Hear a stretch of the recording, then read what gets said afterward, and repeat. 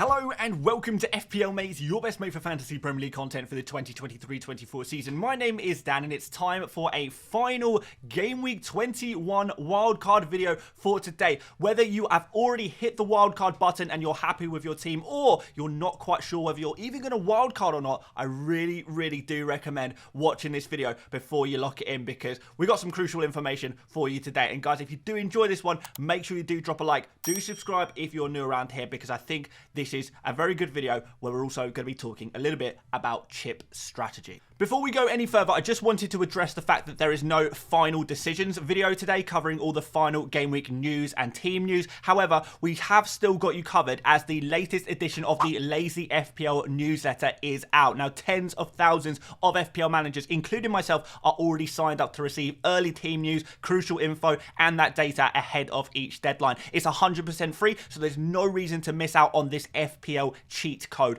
I've left a link in the description for the Game Week 21 newsletter if you want to check it out, but make sure you do sign up with your email to get more crucial FPL news straight to your inbox as soon as it drops. It's really helpful for me making these videos, and you're going to get that information before I've even made these videos. So yes, link in the description or the pinned comment. Go check it out. 100% free. You will not regret it. Believe me. Go check it out.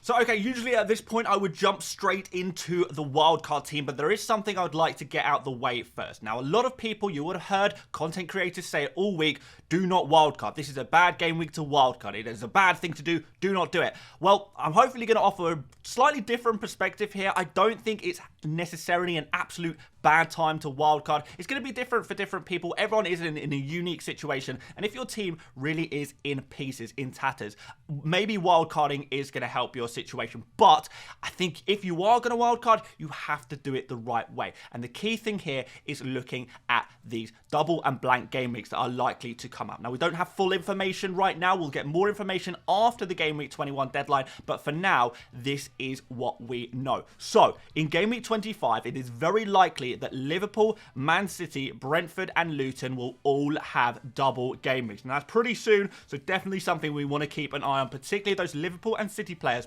We do like the look of them for their double game week in 25. Now, in game week 26, this is where things get a little bit more complicated. So Liverpool, who have just had a double game week, are now very likely to have a blank game week alongside Luton. That is their game week 26 opponent. That game could be removed from game week 26 so long as Liverpool make it to the Carabao Cup final, which is looking pretty likely. Now, Chelsea are currently losing their semi-final in the Carabao Cup, but if they end up beating Middlesbrough and going to the final of the Carabao Cup, they are also going to blank, and that means Spurs are also going to blank as well. So we know at this moment that it's likely that Liverpool, Spurs, Chelsea, and Luton will all blank in game week 26. Nothing is certain yet, of course, and next game week we'll have far more clear idea, but now this is what we know. Now, game week 29 is even rougher. It's going to be really rough. There's going to be a lot of blank game weeks. We don't know exactly who.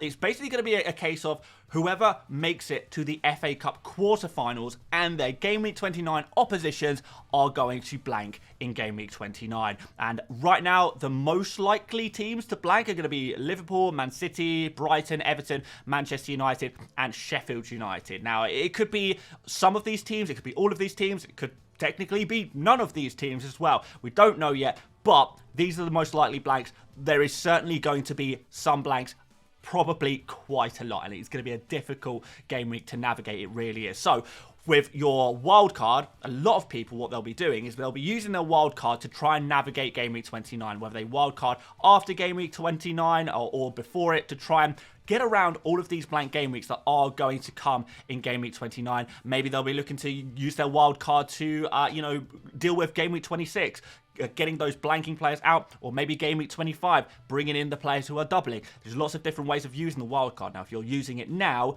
you can't do any of that. So that is going to limit what you are able to do later on in the season. You are using up the most crucial, the most important, the most powerful chip, arguably in the entire FPL season. a little bit earlier than usual. So you have to be prepared. And the way you're going to do this is by free hitting in game week 29, most likely, but also setting up a wildcard team where you can enjoy the doubles in 25 and avoid the blanks in 26. Like I say, 29, it's more than likely you are going to have to use your free hit if you are planning on wildcarding right now, because you're not really going to have too much of a choice there. That's just kind of the situation they find themselves in. Now, is that a bad chip strategy? Well, no, I don't think so, actually. I think it's a perfectly valid, perfectly viable chip strategy that I think could easily work. Don't see why not, particularly if you can seriously improve your wildcard, your team with a wildcard right now. So I'm sure you guys are all bored of me talking about doubles and blanks, but I did have to get it out of the way. It is really, really important to consider when building your wildcard team. And thankfully, I have built a wildcard team that I think solves all of the problems of the doubles, of the blanks. And anyone who says, you know, save your wildcard, you're going to deal with problems later,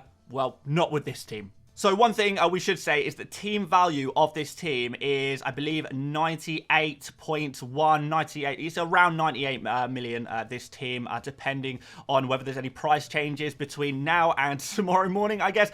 But when this video goes out. But what I should say is that it is important that you do keep money in the bank. A lot of you guys are going to be at 101, 102, 103, maybe even 104 team value at the moment.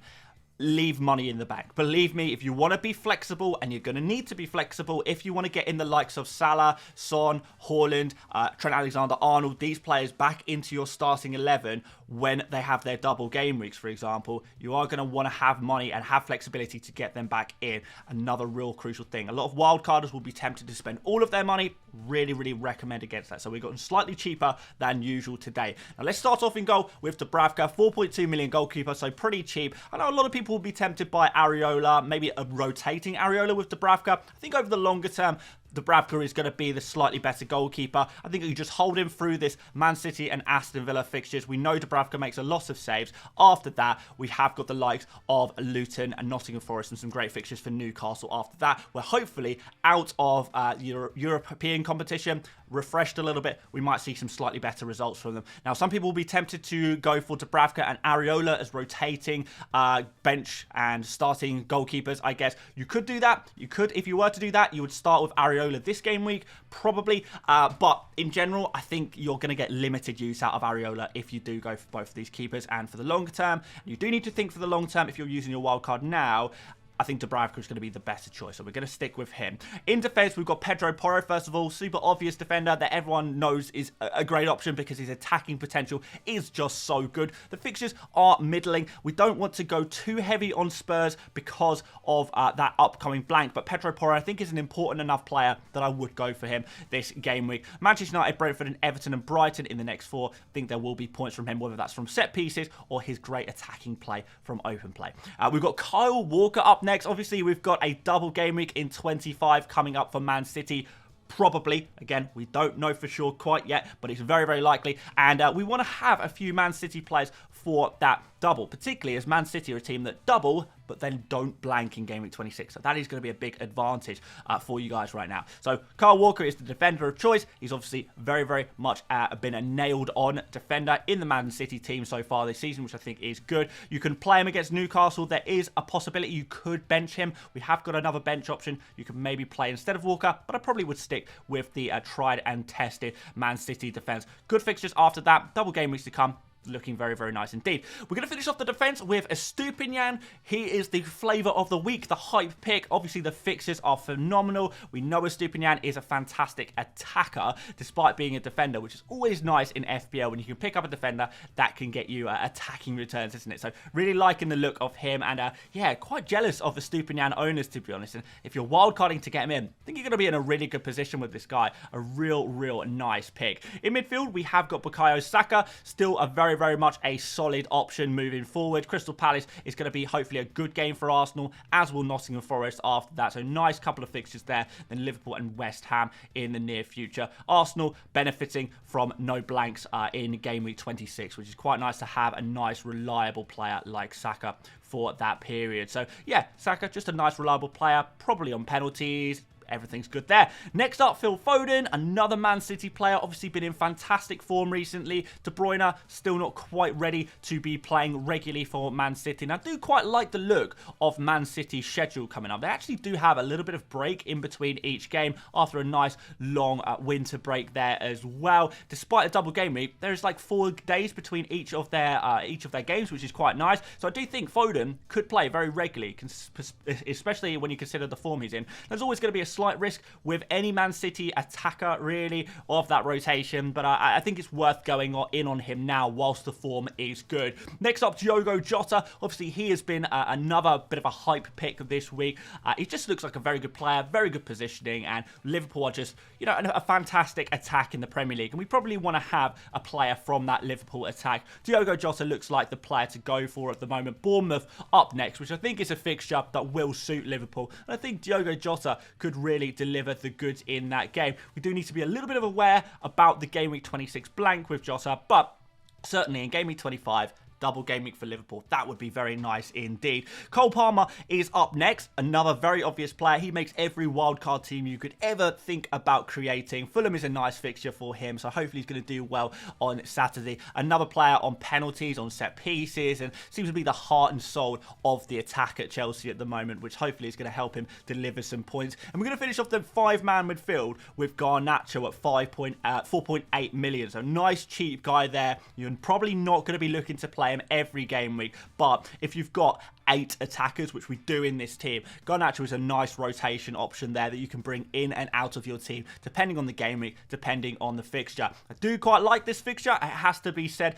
Tottenham at home, obviously Spurs, a team that do concede a lot of chances, and Garnacho, he's looked a little bit special recently, hasn't he? Could we have found our new Cole Palmer, our new super cheap guy who actually delivers above their price tag? I think Garnacho definitely has the potential to do that, and a 4.8 million enabler is definitely the kind of player that can help us a lot moving forward and trying to plan, trying to strategize, make sure we do have a strong enough bench to try and cover these blanks and stuff like that. Up front, we do have Ollie Watkins, you know, just the standard forward everyone seems to own and everyone probably will own forever because he's just a very reliable pick, very reliable guy in a really strong Aston Villa attack. The fixtures are mixed, middling, not sure what you want to call them, but you do have that faith that Aston Villa can pull through and score a couple of goals, and you know Ollie Watkins is going to be involved in a lot that they do. Finishing off the starting 11, we have got Dominic Solanke. Not an ideal fixture against Liverpool, but as a longer term pick, definitely a player I very much like. 7.1 million is still a good price tag for him, and we do have the added benefit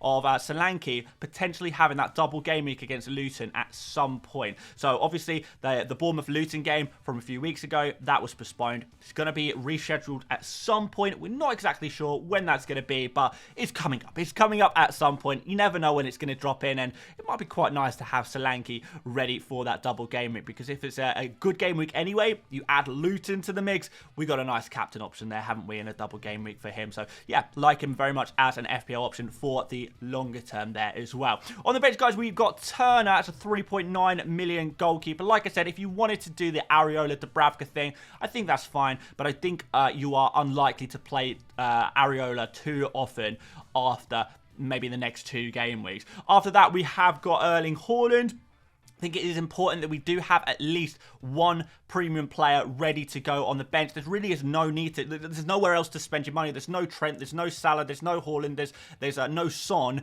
You know, we are going to have a lot of money freed up. You may as well have one of those big hitters ready to go. We don't know exactly who's going to be back first, but you have probably the idea that out of those 4 big hitters that I just spoke about, the 4, I guess, premium players that are very expensive, Haaland is most likely to come back first. I imagine he will be back for game week 22. He has been doing some light training this week, so that's pretty positive for him. Don't think he'll be quite ready for game week 21, so would probably be looking to bench him this week.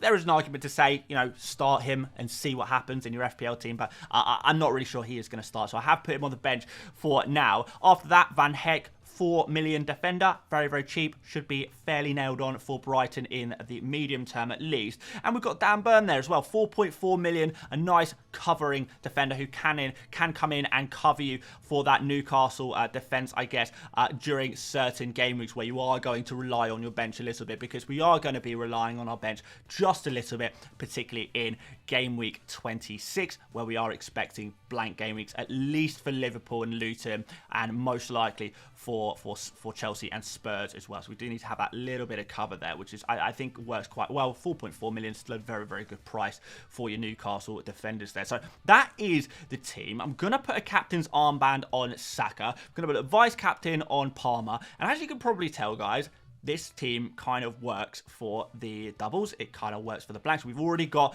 triple Man City, triple Man City including Haaland on the bench, ready for their double in 25. We've got Jota ready for 25 as well. The only Liverpool, Chelsea and Spurs players we have are Porro, Diogo Jota and Palmer currently. So that's the 3 players you would just stick to your bench in game week 26 when those guys blank. But I think there'll probably be a little bit more jiggery-pokery as we do look to target Liverpool for game week 25 and their likely double. And that's going to be with Salah and Trent. And we need to talk about how we're going to get those players in. So let's do that next. Okie dokie, guys. So we have loaded up the wildcard team in the Fantasy Football Hub My Team tool. As always, there's going to be a link in the description if you want to go check this tool out for yourself. Really, really helpful when it comes to planning out your future game weeks. And straight away, you can see the AI team rating has actually all the way up at 100%. So this is a very, very strong team according to all of the algorithms. All of the data suggests that this is a phenomenal team to have. So really nice going in on a wildcard with a team you can be confident in a little bit. So we need to move forward. We need to think about how we're going to get those other players in, particularly those Liverpool assets, and possibly how we're going to remove them again after that, because that is going to be something that is important to do. So let's start doing that straight away. So who is going to come back first? Well, I mean, maybe in game week 22, your team looks something a little bit like this. We could see Trent Alexander-Arnold back in by this point. And I think there is argument to say, if Trent is back by this point, who is the player to sacrifice? Well, maybe it's Pedro Porro, because Pedro Porro would be the guy to blank in game week 26. Well, assuming that does happen, we'll know by the game week 22 deadline anyway. So yeah, maybe Pedro Porro at that point is the man to be sacrificed, or maybe you can upgrade something on your bench. Maybe you could remove Estupiñán in a couple of game weeks time, or maybe Porro in a couple of game weeks time after that. Remember that Liverpool will be playing Chelsea at this point and then Arsenal after that. So I don't think it's crucial to get Trent in at this point, but this is kind of your earliest entry point for Trent. Now, as this team is around 98 million, I think most of you guys are going to have 3, 4, maybe even 5 million in the bank to make some changes, which would be pretty nice to do. And that will allow you to upgrade Pedro Porro straight to Trent if you wanted to do that. But let's move on, because I don't think you'll be quite bringing in Trent yet. Probably. So game week 23 is another game week, probably using the odd transfer here and there by this point, because you'll have one banked. Game week 24, I think, is where things get interesting. I think by this point you will be making transfers, because I think Trent is almost certainly going to be back by this point. I mean, I guess you never know, but it looks likely that Trent will be back by this point. You would have thought. And Salah, this is actually the game week I predict Salah will return from AFCON as well, looking at the odds and things like that. So yeah, it could be 24, it could be 25. It could even be 23, but I think it's probably most likely game week 24. So we need to think about, at this point, we really need to think about how we're going to be getting in Salah and Trent as well, because Liverpool play against Burnley and then they double in 25 as well. So how are you going to do that? Well, like I said, Pedro Porro, I think at this point, you've had him for a couple of game weeks. If you move him out to Alexander-Arnold, I think that works reasonably well. If you can afford to do that, that is going to work quite nicely, because you do remove a player who is blanking in 26 and getting a player who's doubling in 25. You've got to be a little bit careful here. You don't want to have too many blankers for 26. Obviously, Liverpool will be blanking in 26 if they do beat Fulham in the League Cup. And then what about Salah? Well, Salah is a little bit more difficult, because we do have to make some big sacrifices here. Now, Saka is going to be the obvious sacrifice. So if we downgrade Saka, we'll upgrade Saka to Salah. That is going to be a big play. But it's more than likely that you will need to find some money somewhere at this point, because I don't think anyone has this high budget, do they? But where are you going to find it? Well, there's a couple of options. I think the most likely one is either Jota or Watkins. Obviously, you might want to keep Jota for the double game week, but by the time Salah comes back, Jota might be a little bit rotation risk, so you can maybe sacrifice Jota at this junction, or you can maybe sacrifice Ollie Watkins. And I think where you'll probably be looking to go is a Brighton attacker. So if we just look at Brighton, predicted points, you see two players at the top of this list straight away, Pascal Gross and João Pedro. If you were to go the forward route, it would involve downgrading Watkins to João Pedro. If you would go the midfield route, you'd maybe downgrade Jota to Gross. That might be a little bit tighter for budget, though, to be honest, so you might have to go even cheaper, maybe find kind of a midfielder around the 5-point-something mark. That does leave a lot of cheap midfielders in your team, though. So maybe if you're to play this plan, Watkins to João Pedro would be the play. I think most of you guys, hopefully, are going to be able to afford to do this by this point, particularly if Salah does see himself with another price drop by this point as well. Maybe Trent might see a price drop as well, which might be pretty nice. So this would be what your team would look like. Let's make those transfers. There'll be probably a couple other transfers here and there during all of this, but if you can get to this, you would have, by game week 25, if Liverpool double, which they probably will, if Man City double, which they probably will, that is triple Liverpool, triple Man City for the double game week. Who said anything about the wild card in game week 21 strategy being non-viable? You just found a wild card team that can get you to triple of two of the doubling teams, the two best doubling teams in game week 26, in 25. You've got three of each of them. So that's pretty amazing, right, guys? After that, we find ourselves in game week 26, which is problematic. You would, at this point, probably have to sell Jota, because Trent probably going to blank, Palmer probably going to blank, Salah probably going to blank. You know, you only have a certain amount of spots in your team. You can't bench all of them. But if you bench Palmer, Alexander-Arnold, Salah, I think that works very well. Sell Jota to whoever you want to sell him to. There might be some emerging midfield options at this point, not exactly sure. Maybe it's time by this point to go back in on Bowen when he's available, if you can afford to do that. So let's shove Bowen in. Think he should be good to go by that point. Has some fairly decent fixtures in and around this area, so I think that might be quite nice. Make those transfers. Bada bing, bada boom. Who are we captaining? Probably Erling Haaland, because, you know, he's Erling Haaland. And, yeah, obviously he is an absolute beast. Vice captain on... Hey, Bowen is not such a bad option for a vice captain. And there you have it. Your game week 26 team. No blanking players. You've got Palmer, Trent and Salah on the bench, ready to come back in game week 27. And when we do hit that eventual time where we are forced to free hit because there's loads of blanks in game week 29, well, so be it. Just play the free hit, deal with it that way, and move on with your season. One more point, though, guys. Game week 25 is a potential triple captain week. People have been asking me all season, when should we be triple captaining? Say it quietly. Game week 26 is a big triple... 25, sorry, is a big triple captain week. It really is. Erling Haaland, Mo Salah, both with double game weeks.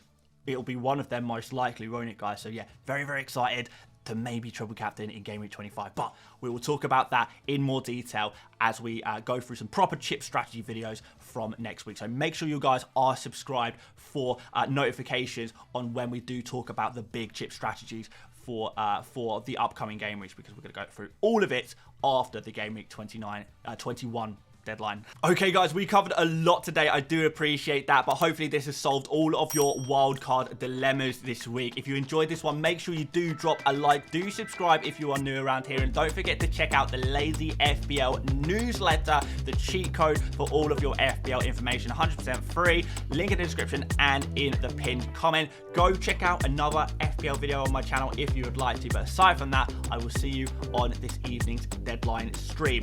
See you later, mates. Bye-bye.